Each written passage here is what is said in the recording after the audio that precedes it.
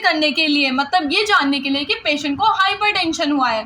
सबसे पहले history collection. As a nurse हमारी रिस्पॉन्सिबिलिटी होती है हिस्ट्री को कलेक्ट करना। जब भी पेशेंट हॉस्पिटल में आता है, किसी भी डिजीज कंडीशन की वजह से आए, वो सिर्फ हाइपरटेंशन ही नहीं, कोई सी भी सिस्टम की डिजीज कंडीशन हो, कुछ भी हो, we have to collect the full history, complete history from the patient as well as the family member of the patient, ठीक है, if the patient is not conscious about that. Next आता है हमारा physical examination. Physical examination में हम patient का head to to examination करते हैं। सिस्टमेटिक वाइज आपने फर्स्ट ईयर में पढ़ा होगा, जिसमें हम सिस्टमेटिकली वाइज जो है पेशेंट के हर ऑर्गन्स को, हर बॉडी पार्ट को चेक किया जाता है, जिसकी कुछ टेक्निक्स होती हैं। ऑस्कल्टेशन हो गया हमारा, परकशन, ये सारी चीज़ें हम फिजिकल एग्जामिनेशन में काउंट करते हैं, मतलब इनकी हेल्प से हम फिजिकल एग्जामिनेशन करते हैं, ऑब्जर्वेशन करते हैं। नेक्स्ट आता है ब्लड इन्वेस्टिगेशन। ब्लड इन्वेस्टिगेशन मतलब ब्लड टेस्ट करना। अब ब्लड टेस्ट तो हमने कर लिया गाइस, इसमें हम क्या देखते हैं ब्लड टेस्ट में? ब्लड टेस्ट में हमारा सबसे पहले देखा जाता है creatinine, serum creatinine level check किया जाता है। क्रेटिनिन बहुत ही ज़्यादा इंपॉर्टेंट रोल प्ले करता है हमारे ब्लड प्रेशर की, पेशेंट हाइपरटेंसिव है या नहीं ये बताने के लिए। क्रेटिनिन की जो नॉर्मल वैल्यू होती है वो 0.3 से लेकर के 0.7 mg/dl होती है, ठीक है। अगर क्रेटिनिन इससे सॉरी गाइस, मैं यहाँ पे गलत हो गई, 0.3 से लेकर के 1.7 mg/dl होती है। अगर इससे ज़्यादा क्रेटिनिन की वैल्यू हो जाती है तो ये क्या इंडिकेट करता है कि किडनी डैमेज है। किडनी किसकी वजह से डैमेज हुई थी? रिस्क फैक्टर में हमने पढ़ा था हाइपरटेंशन की वजह से, तो साफ साफ पता चल जाता है कि पेशेंट हाइपरटेंसिव है हमारा। दूसरा, ब्लड में हम सोडियम और पोटेशियम की वैल्यूज़ को चेक कर सकते हैं। सोडियम पोटेशियम अगर बढ़े हुए हैं तो वो हमें इंडिकेट करते हैं हाइपरटेंशन के लिए, ठीक है। नेक्स्ट हम इसमें चेक कर सकते हैं हमारा यूरिन टेस्ट, यूरिन एनालिसिस किया जाता है। यूरिन एनालिसिस से हमें ये पता चल जाता है कि पेशेंट हाइपरटेंसिव है या नहीं है, ठीक है, क्योंकि जो यूरिन के प्रोडक्ट्स होते हैं, यूरिया, यूरिक एसिड, ये सब बढ़े हुए आते हैं हमारे जब हाइपरटेंसिव होता है पेशेंट। नेक्स्ट होता है ब्लड यूरिया नाइट्रोजन, ये इंक्रीज होता है in case of the hypertension. So हम इजीली डिटेक्ट कर लेते हैं कि पेशेंट हाइपरटेंसिव है या नहीं है।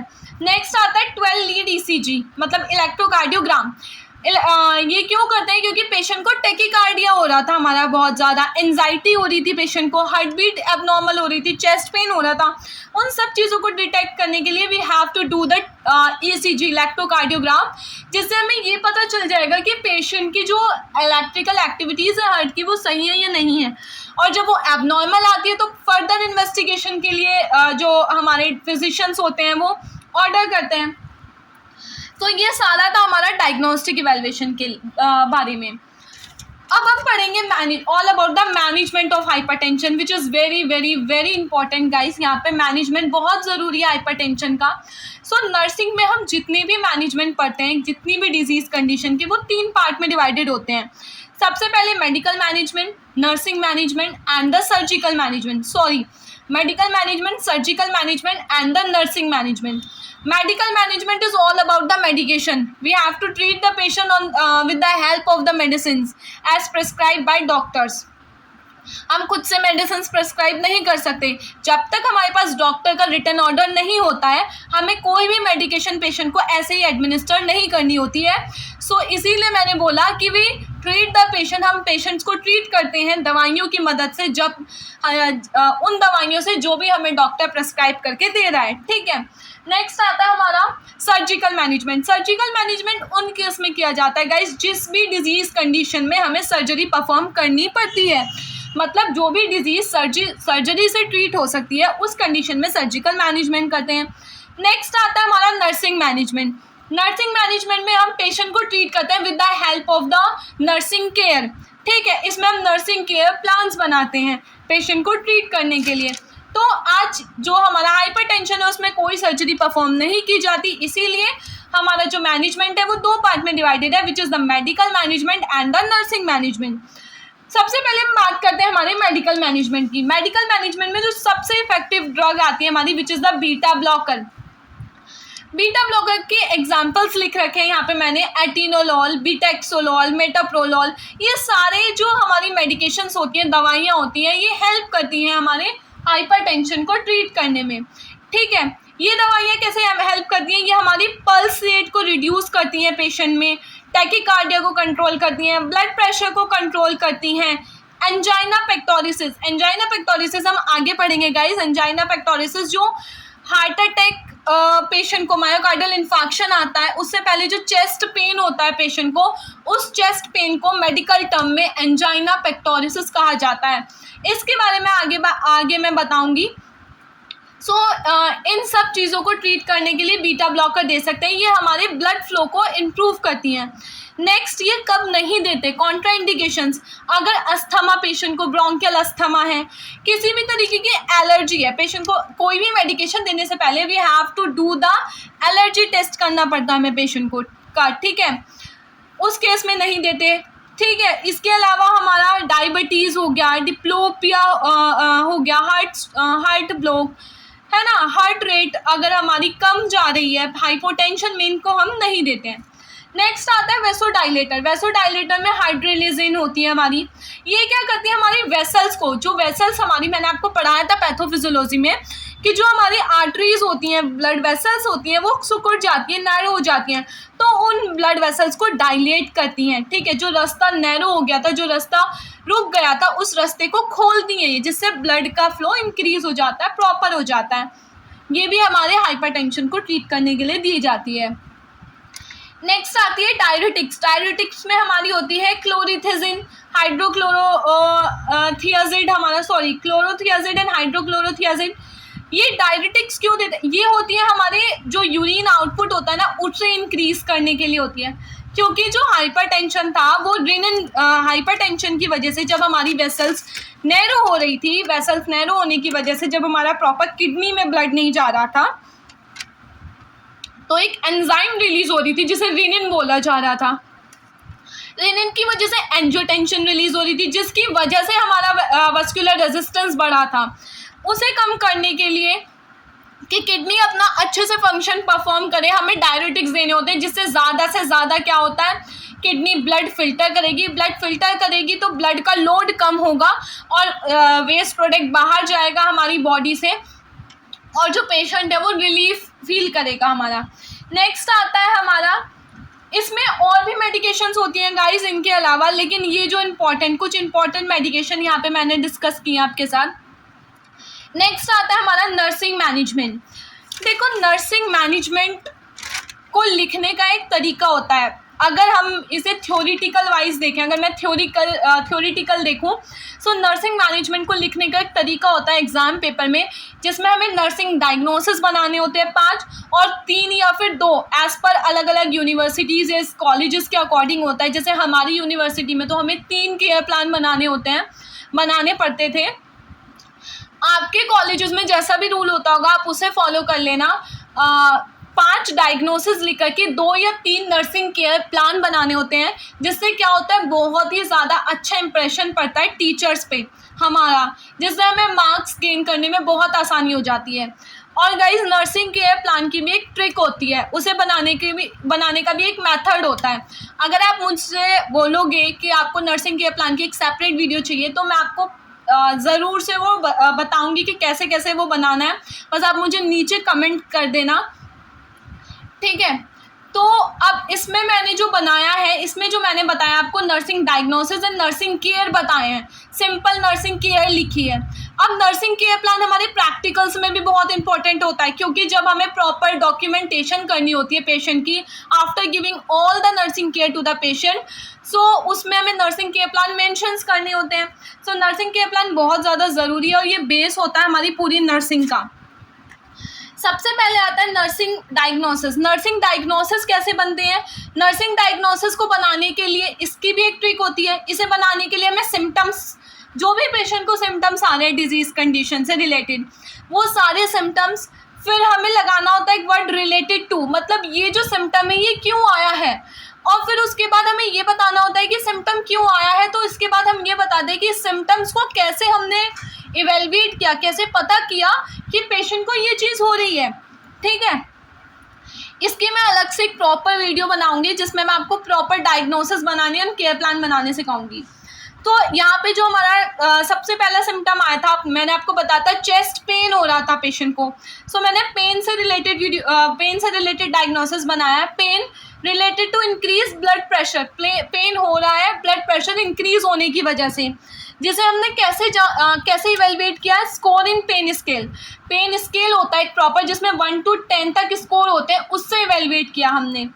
अब नेक्स्ट होता है ब्रीथिंग पैटर्न, मतलब difficulty, breathing difficulty related to increase heart beat as evidence by dyspnoea, मतलब पेशेंट को सांस लेने में दिक्कत हो रही है, क्यों हो रही थी, क्योंकि हार्ट लोड इंक्रीज हो रहा था, आफ्टर लोड इंक्रीज हो रहा था, और पेशेंट को की चेस्ट में पेन हो रहा था हमारा बहुत ज़्यादा, जिस वजह से पेशेंट से सांस नहीं लिया जा रहा था। तो यहीं पे आए ब्रीथिंग डिफ़िकल्टी, हमारे हार्ट बीट इंक्रीज होने की वजह से। और ये कैसे हमने देखा कि पेशेंट हमें वर्बली बोल रहा है कि उसे डिस्निया हो रहा है, मतलब उसे सांस नहीं लिया जा रहा। नेक्स्ट होता है anxiety, anxiety related to disease condition and treatment, patient को एंजाइटी हो रही थी उसे डिजीज कंडीशन के बारे में, उसे नहीं पता है कि उसे कौन सी बीमारी हुई है, जब पेशेंट आया उसे नहीं पता है कि उसे क्या बीमारी हुई है या क्या उसे ट्रीटमेंट दिया जा रहा है। तो डिजीज कंडीशन और ट्रीटमेंट की वजह से जो एंजाइटी होती है वो बताई गई है as evidence by facial expression. और कैसे एविडेंस किया, कैसे पता किया कि पेशेंट को एंजाइटी हो रही है, उसके फेस के एक्सप्रेशन से हमने ये देखा कि पेशेंट बहुत ज़्यादा घबराया हुआ लग रहा है, डल लग रहा है बाय फेस, बहुत इनएक्टिव लग रहा है, तो हमने एंजाइटी को डायग्नोज कर दिया यहाँ पे। नेक्स्ट आता है knowledge deficient related to disease condition as evidence by patient asking many question, patient को नॉलेज नहीं है डिजीज कंडीशन के बारे में, पेशेंट को नॉलेज नहीं है उसके ट्रीटमेंट के बारे में। ये कैसे पता किया हमने कि पेशेंट हमसे बहुत सारे क्वेश्चन पूछ रहा है कि मुझे क्या हुआ है, मेरा कौन सा ट्रीटमेंट चल रहा है, मैं यहाँ पे कब तक रहूँगा, ये सारी चीज़ें। नेक्स्ट डायग्नोसिस है इम्बैलेंस न्यूट्रिशनल स्टेटस, अब नॉजिया और वॉमिटिंग हो रही थी पेशेंट को, उसकी वजह से उसका न्यूट्रिशनल स्टेटस जो न्यूट्रिशनल पैटर्न है वो इम्बैलेंस हो गया है। लेस देन बॉडी रिक्वायरमेंट, मतलब जितना उसकी बॉडी को चाहिए न्यूट्रिशन उतना न्यूट्रिशन उसे नहीं मिल रहा है, या बॉडी उतना न्यूट्रिशन एब्जॉर्ब नहीं कर पा रही है जो भी डाइट हम पेशेंट को दे रहे हैं। ठीक है, रिलेटेड टू नॉजिया और वॉमिटिंग, क्यों, क्योंकि जितना भी, एक तो उसे भूख नहीं लग रही, या लग रही है तो सारा वॉमिटिंग में जा रहा है वो, जिसकी वजह से उसका सारा न्यूट्रिशनल पैटर्न इम्बैलेंस हो गया है। As evidence by weight loss, कैसे पता किया, क्योंकि पेशेंट का वेट लॉस बहुत ज़्यादा हो रहा है। नेक्स्ट है हमारी नर्सिंग केयर, हमने क्या क्या केयर दी अब इनके लिए। सबसे पहले हमने क्या किया, सपोर्ट, सबसे पहले जो भी डायग्नोसिस होंगे ना, इन्हें लिखने का एक पैटर्न ये भी होता है कि जो भी डायग्नोसिस हमारे हैं वो डायग्नोसिस से रिलेटेड आप केयर लिख सकते हो कि आप पेन को रिड्यूस करने के लिए आप क्या दोगे पेशेंट को। पेन को रिड्यूस करने के लिए हम सबसे पहले पेशेंट को डाइवर्सनल थेरेपीज दे सकते हैं, पेशेंट का माइंड डाइवर्ट कर सकते हैं, उसे साइकोलॉजिकल सपोर्ट दे सकते हैं, ठीक है, उसे एनाल्जेसिक्स दे सकते हैं, पेन किलर दे सकते हैं एज प्रेस्क्राइब बाय डॉक्टर, ठीक है, जो भी हमें फिजिशियन प्रेस्क्राइब कर रहा है उसके अकॉर्डिंग। ठीक है, नेक्स्ट आता है जैसे पेशेंट को ब्रीथिंग डिफिकल्टी हो रही थी, पेशेंट को हम सेमी फॉलोअर्स पोजीशन में लेटा सकते हैं, मतलब सेमी फॉलोअर पोजीशन दे सकते हैं पेशेंट को, डाइवर्सनल थेरेपी दे सकते हैं पेशेंट को, ऑक्सीजन एडमिनिस्टर कर सकते हैं एज प्रेस्क्राइब बाय डॉक्टर। इसके अलावा क्या कर सकते हैं, हम पेशेंट का माइंड डाइवर्ट कर सकते हैं, ठीक है, डीप ब्रीथिंग एक्सरसाइजेस करा सकते हैं पेशेंट को, या फिर चेस्ट फिजियोथेरेपी दे सकते हैं, सक्शन कर सकते हैं, अगर कोई भी सिक्रीशन है पेशेंट के लंग्स में कोई भी सिक्रीशन है उससे रिलेटेड हम सक्शन कर सकते हैं, ये सारी चीज़ें हम दे सकते हैं। ये मैं जस्ट आपको बता रही हूँ कि आप कैसे बिना ज़्यादा मेहनत किए स्मार्ट वर्क कर सकते हैं। अब अगर पेशेंट को एंजाइटी हो रही है तो एंजाइटी से रिलेटेड साइकोलॉजिकल सपोर्ट देना, ठीक है, एंजाइटी को रिलीव करने के लिए एंटी एंजाइटी मेडिकेशन देना है एज प्रेस्क्राइब बाय डॉक्टर्स, है ना। पेशेंट को नॉलेज डिफिशिएंट है तो क्या करना, पेशेंट को एजुकेशन प्रोवाइड कराना, हेल्थ एजुकेशन देना, उसे प्रॉपर डिजीज़ कंडीशन के बारे में बताना, प्रॉपर ट्रीटमेंट के बारे में बताना, प्रॉपर जो भी प्रोसीजर आप कर रहे हो उस चीज़ के बारे में बताना, फॉलोअप के बारे में बताना, ये सारी चीज़ों के बारे में पेशेंट को नॉलेज देना जिससे उसकी नॉलेज इम्प्रूव हो जाएगी। नेक्स्ट है, अगर इम्बैलेंस न्यूट्रिशनल स्टेटस है और पेशेंट को नोजिया भी है प्लस वॉमिटिंग भी है साथ साथ, हम पैरेंटल न्यूट्रिशन पेशेंट को दे सकते हैं, again as prescribe by physician. जब तक हमें फिजिशियन कोई भी चीज़ प्रेस्क्राइब नहीं करेगा, हमें खुद से अपने आप से कोई भी चीज़, कोई भी मेडिकेशन, कुछ भी चीज़ पेशेंट को एडमिनिस्टर नहीं करनी होती है। We have to be follow the physician order, okay, और वो भी रिटन ऑर्डर होने चाहिए हमारे पास। जैसे मैंने नर्सिंग केयर में लिखा है, पेशेंट को सपोर्ट देना, एजुकेशन देना, ट्रीटमेंट के बारे में, लाइफस्टाइल के बारे में। हाँ, मोस्ट इम्पॉर्टेंट चीज़ यहाँ पे मैं भूल गई guys, prevention is better than cure. मतलब पेशेंट को प्रिवेंशन के लिए हेल्थ एजुकेशन देना कि आप अपना लाइफस्टाइल सही करो, ठीक है, या ओबेसिटी है तो आप अपना वेट लूज़ करो, है ना। ये सारी चीज़ें देना, टबैको या अल्कोहल कंज्यूम हो रहा है पेशेंट से बहुत ज़्यादा, उस चीज़ को कम कराना। इन चीज़ों के लिए क्या देना हमें, सारे हेल्थ एजुकेशन देना, रेगुलर फॉलोअप के बारे में पेशेंट को बताना, आइडेंटिफाई करना और ट्रीट करना किसी भी कॉम्प्लिकेशन को, अगर नॉलेज डिफिशिएंट है उसके बारे में बताना पेशेंट को, सारी चीज़ें वही हैं हमारी। Yeah guys, this is all about the hypertension. I hope आपको ये लेक्चर समझ में आया होगा, और अगर आपको कोई भी डाउट है रिलेटेड टू हाइपरटेंशन, प्लीज़ मुझसे कमेंट में पूछ लीजिए, आप मुझे कमेंट कीजिए। और अगर आपको नर्सिंग केयर प्लान की सेपरेट वीडियो चाहिए, उसके लिए भी आप मुझे नीचे कमेंट करके बताइए।